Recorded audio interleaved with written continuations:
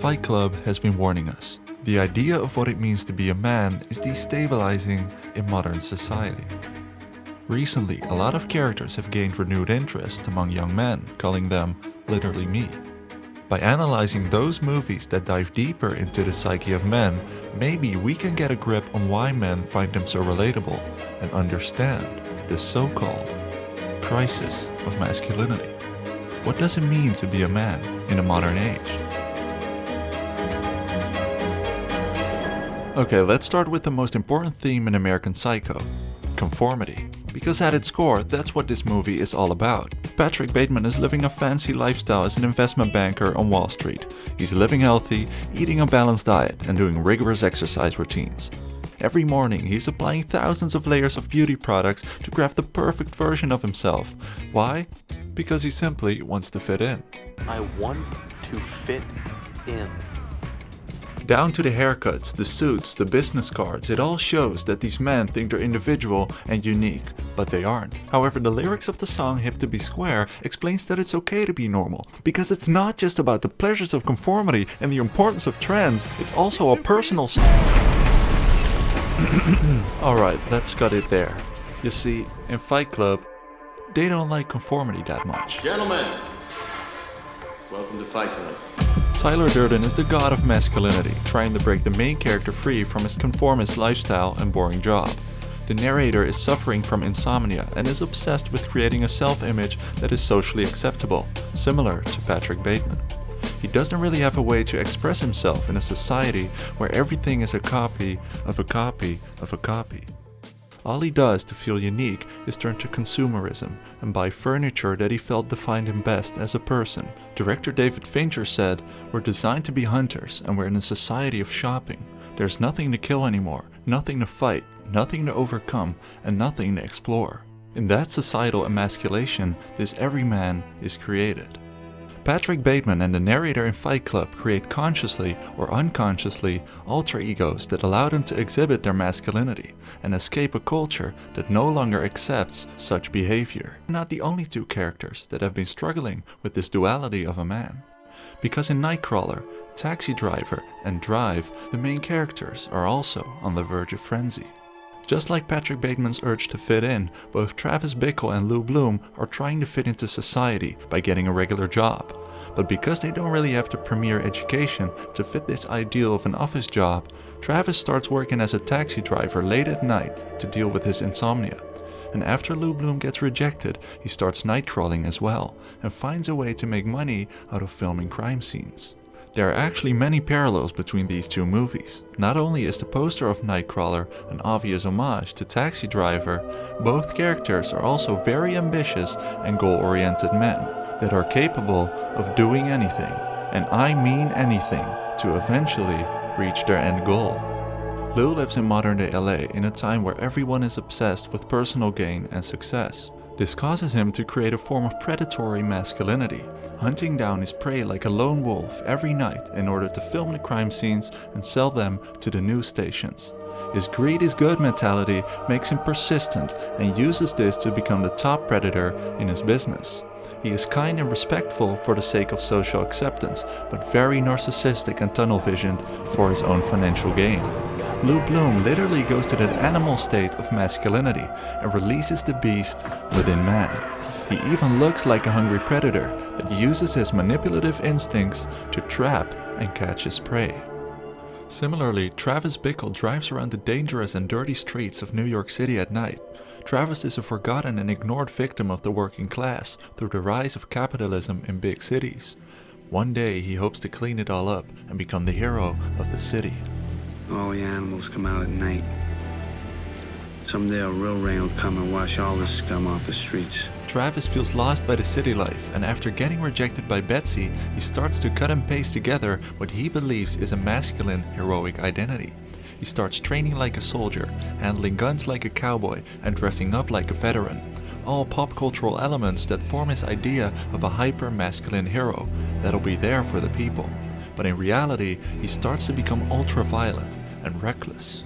This hypermasculinity is one that relies on ancient ideas of heroic behaviors, such as being a knight or cowboy that rescues princesses and fights the bad guys, which makes Travis live a life between fact and fiction.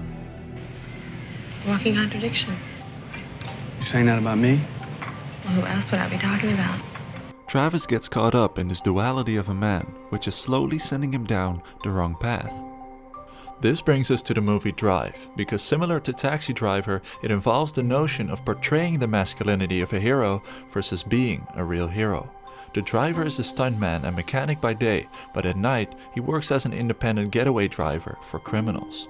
A stunt driver's job is to literally maintain the illusion of the hero in a fictional film, and the driver therefore spends a good time of his life pretending to be a hero.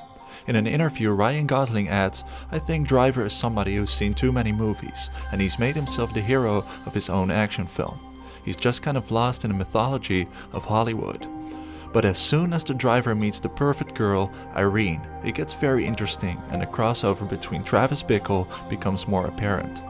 The driver starts to feel pressure because of his contradictory lifestyle. On the one hand, he doesn't want to take part in the patriarchy of the criminal world and chooses to be a silent, emotionless, and nameless character. On the other hand, he's repressing his humanity, but meeting with Irene is his way of reclaiming it. However, it's not that easy to escape from the criminal world. My hands are a little dirty. So am I. Just like Travis Bickle, who is surrounded by impure and evil beings, becomes obsessed with saving a 12-year-old prostitute named Iris, the driver feels a sense of protectiveness for Irene as well, and will do everything, even resorting to extreme violence, to protect Irene and her child. Because it is exactly that purity and innocence that both of these characters have lost, that they are now trying to rescue and protect. Where Travis Bickle and the driver differ is that Travis wants to leave his mark on this world, but the driver just wants to be happy, and the same for his loved ones. However, they both have the opportunity to become a real hero as opposed to being only a faceless and imaginary one. But as suggested with the lyrics of the soundtrack in Drive, a real hero is also a real human being, and that's something all of these characters have lost on the way.